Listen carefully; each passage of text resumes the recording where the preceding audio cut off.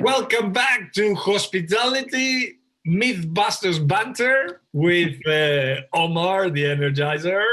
And Ioannis, the practical philosopher. Let's philosophize.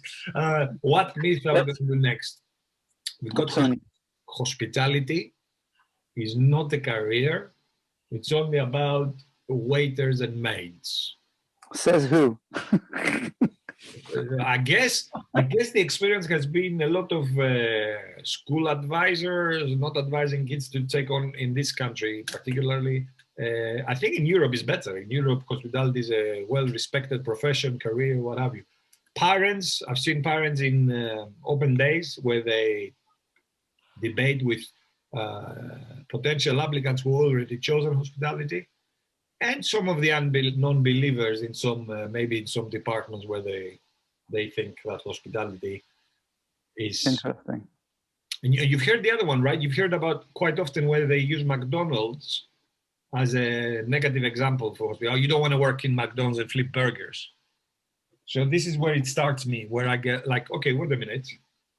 Have you actually looked at the McDonald's as a business? I mean, I know there are some things about the particular brand, with sustainability and the quality of the food, perhaps, I don't know. But actually, in terms of management programs, and in terms of organization and how it operates as a business, when you look at it, and how much they even pay, right? Their managers and their the only reason why it's a myth is because you've got to, like I said, who says that? Because if you were to ask the seasoned, successful, highly successful GMs or people who are in the other functions, it's not about just waiters and maids. There is a whole host of other roles and careers within hospitality, whether it's conference and banqueting, whether it's administration, whether it's finance, whether it's front office, front desk, concierge. You see some of the guys who are on concierge, these guys are seasoned, very knowledgeable and experienced people who earn the golden keys, and they have to do that through their length of service. So they have to do that through their Let's talk about waiters and maids, because that also gets me, you know, when people use that as the example. Omar, I paid for all my degrees pretty much, especially my undergraduate and my master's, being a waiter.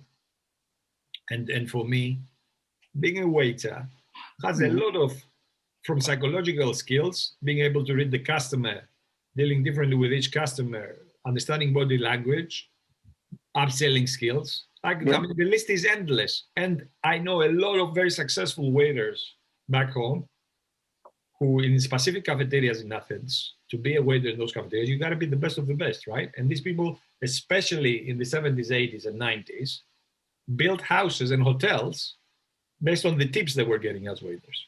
Yeah. So my question to the non-believers is this. Let's forget about, which is easy to dispel this myth going to the executive level. Why is a waiter or a maid a profession that doesn't deserve your respect?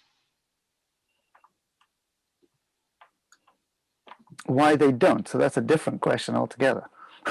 Is it something to do, is this myth in existence because it has something to do with how the society portrays certain professions? I don't know.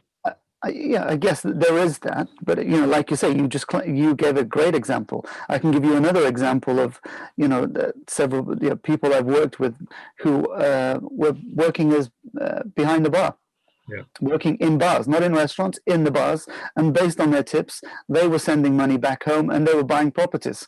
Yeah. Can we talk about concierge and people working in cruise ships? Maybe. Concierge is a good one. Yeah, I mean, you only have to look at, you know, you take even the guy who is standing, go to Las Vegas. If you've ever been to Las Vegas and you want to see career hospitality, go to Las Vegas. Yeah. I mean, you see guys who are opening the taxi door. And every time they open that door, even if they get $1 for a door they open, they're getting a lot of money per hour. But also a career, I mean, you know, what is a career? A career is not only something that gets you a good and big salary, but it's also something that is fulfilling, right? So as long as you find a profession that is fulfilling for you, how do you define a successful career? What are your criteria? Might not be the same criteria with somebody else's. But tell us more about executives. And you've coached a lot of high-level professionals. So can you share a bit about their careers and how they... Well, it's interesting because when you think about, at an entry level, we talk about waiters coming in. But when you think about organizations and hospitality organizations, especially the multi-chain ones, and now they have very clearly defined career development paths. And now we're in an age where people are not just because you're in food and beverage, it doesn't mean that you can that you're only on a food and beverage track and you can't cross over to front of house, or you can't cross over to housekeeping. Of course you can, or operations or finance. So now the boundaries between departments have been dropped.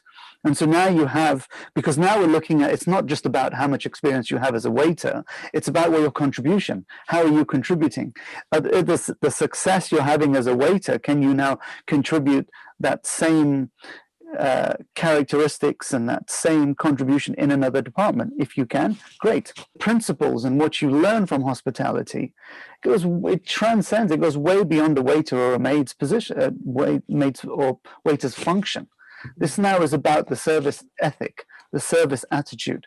And if there's still any non-believers that this is a myth, I can tell you from personal experience with my students that the moment they finish their degree, how many, not just mine, but also other colleagues, we reported the same sort of evidence, where they're poached by IT companies because they have these skills, those people, and the personality attributes, if you like, where they like working with people. And that is very valuable to somebody like Apple, for example. And how many people we lost to the apples of this world? Not the fruit, yeah. but the company. Okay, so I think, unless I'm wrong, we've kind of really captured a lot here. And just to summarize, I think at the end, to remind what you said at the beginning is who is asking the question, or who is placing the myth. Yes. Yeah, because it's a myth for them. And if it's a myth for them, and if they are perpetuating that myth, because also the media are doing that, right? Correct. So I guess what we can say is that if ever you hear that myth, is don't stay silent and ask back, why are you saying this? Yeah. What makes you say that? Yeah. What makes you say that? Well, thank you very much, Omar, the Energizer. Welcome, Ioannis, you practical philosopher, you. Brilliant. I'll see you for the next one. Yeah, I'll see you on the other side. Take care.